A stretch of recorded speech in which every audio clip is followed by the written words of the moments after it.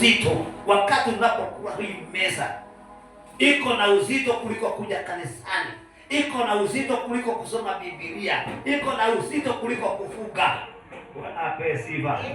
Haleluya. Sisi kama tuko pamoja, tunapokula huu mkate tunakuaga na nguvu nyingine zaidi. Huu mkate wakati tunapokula lazima ujitazame, ujiangalie, sababu tunakula tunakunywa damu ya Yesu, tunaigiza DNA ya Yesu, damu ya Yesu. Unajua ya kwamba damu ya Yesu ni damu ya Baba. Haleluya. Damu ya Yesu ni damu ya Baba. Wakati unapokunywa damu ya Yesu, DNA yako sasa inakuwa ya Yesu. Haleluya. Unajua ya kwamba Yesu alikuwa na DNA ya mtu wa dunia hii. Alikuwa na DNA ya Yesu, ya Bwana, ya Mungu. Na sisi wakati tunapokula kunywa hii damu, tunapodeclare kwamba sasa hii ni damu ya Yesu, tukiwa na imani ya kwamba hii ni damu ya Yesu, damu yetu inabadilika. Tunaanza kuwa sasa na damu ya Yesu, damu ambayo haikuwa na dhambi. Haleluya. Amen. Bwana asifiwe. Damu ambayo ni damu safi, ni damu ambayo inatenda mambo makuu. Wakati umekunywa hii damu, wakati umekula mkate na hii meza ya Bwana, unaanza kubadilika, unakuwa na nguvu nyingine. Bwana asifiwe. Haleluya. Amen. Bwana asifiwe. Amen. Sijui kama mnaelewa damu ni nini. Ni ya kukubadilisha. Inaanza kukubadilisha. Bwana asifiwe. Amen. Nataka kusema hivi.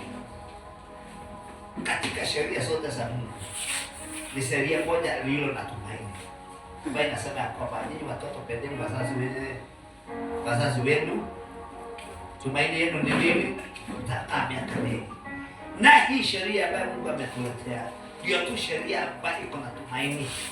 Ni sheria iko na tumaini.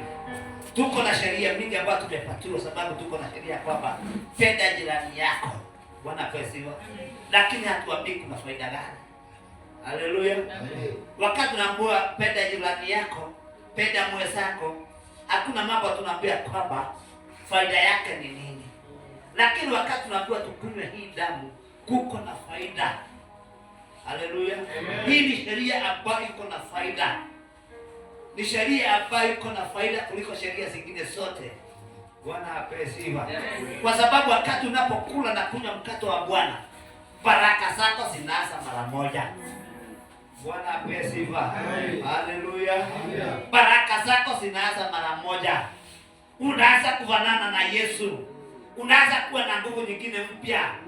Haleluya. Bwana asifiwe. Magonjwa inaanza kukutoroka. Haleluya. Bwana asifiwe. Dhabihu zilizokuwa zimetolewa. Najua tunaishi katika maisha ya dhabihu. Kama hujaokoka, kama umeokoka, unatoa dhabihu kanisani.